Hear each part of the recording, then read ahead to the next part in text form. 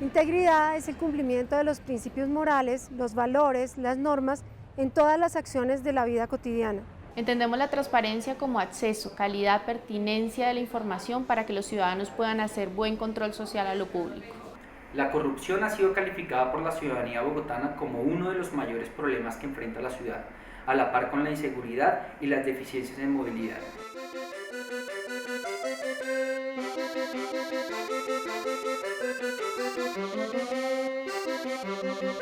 Podemos definir la cultura ciudadana como el conjunto de actitudes, comportamientos, creencias, costumbres que facilitan la convivencia entre los miembros de una sociedad, generan sentido de pertenencia y conducen al respeto del patrimonio común y al respeto y al cumplimiento de los derechos y deberes ciudadanos.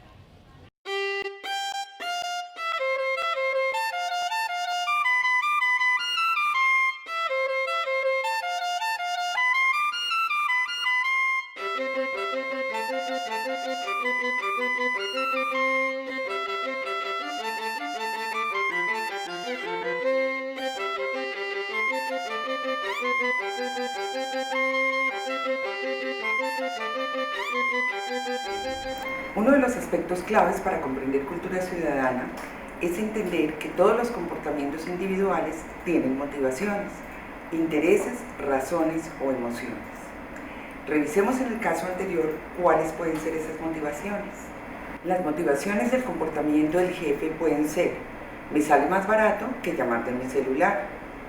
Por un minuto de Skype no pasa nada. ¿Por qué tanto escándalo? Porque estoy enamorado y necesitaba hablar con ella.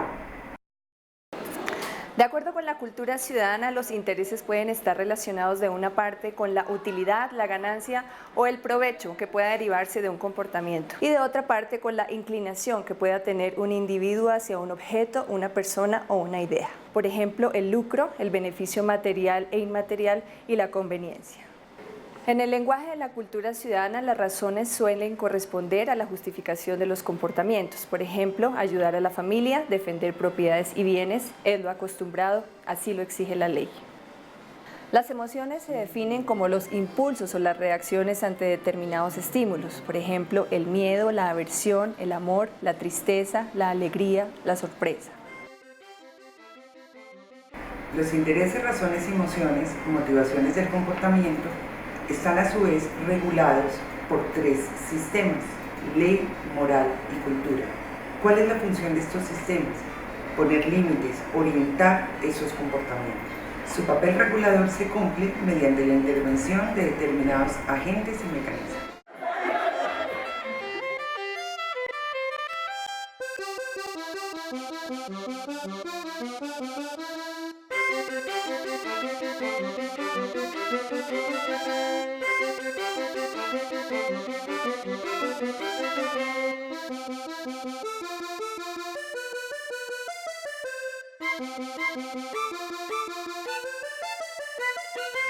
Para entender esto mejor, recordemos las definiciones de cada uno de los sistemas de regulación del comportamiento.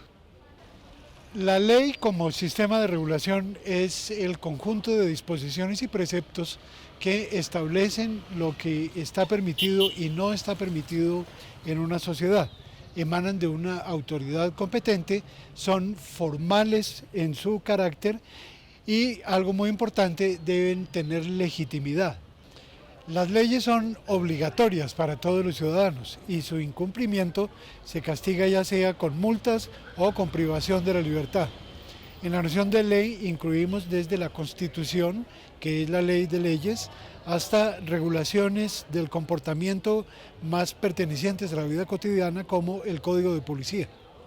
Cuando hablamos de la cultura como sistema de regulación del comportamiento, hablamos de normas sociales. Por norma social entendemos comportamientos repetitivos compartidos socialmente que se convierten en la manera aceptada de actuar. Esas normas sociales tienen distintos grados de formalidad y su incumplimiento se castiga con el rechazo social. Las normas sociales no son de obligatorio cumplimiento como la ley, pero su incumplimiento, como ya dijimos, se castiga con el rechazo social. Tampoco están vinculadas con una autoridad e incluso a veces puede haber incompatibilidad o incoherencia entre la norma social y la norma legal. Las normas morales como sistema de regulación del comportamiento equivalen aproximadamente a lo que entendemos por conciencia. Son el conjunto de preceptos que nos indican desde nuestro interior lo que está bien y lo que está mal, y se han desarrollado socialmente en la ética. Las normas morales no tienen relación alguna con una autoridad en el mismo sentido que la ley, a menos que pensemos en nuestra conciencia como la autoridad. El incumplimiento de nuestras normas morales se castiga y lo castigamos nosotros mismos con el remordimiento.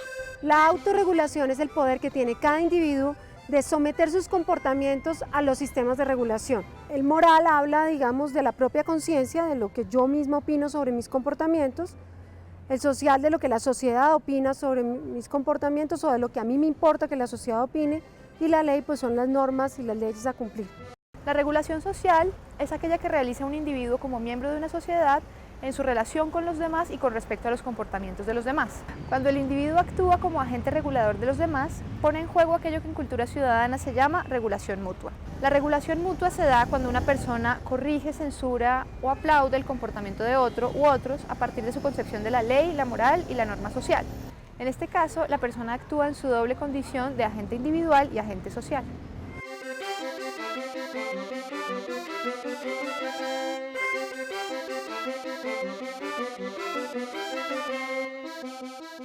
El cambio cultural que se busca es que la expectativa dominante en la sociedad sea la integridad y no la corrupción.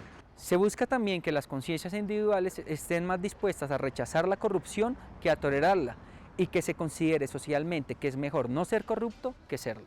Esperamos que este módulo les permita no solo entender los conceptos asociados con el cambio cultural y con cultura ciudadana, sino aplicarlos en su entorno de trabajo.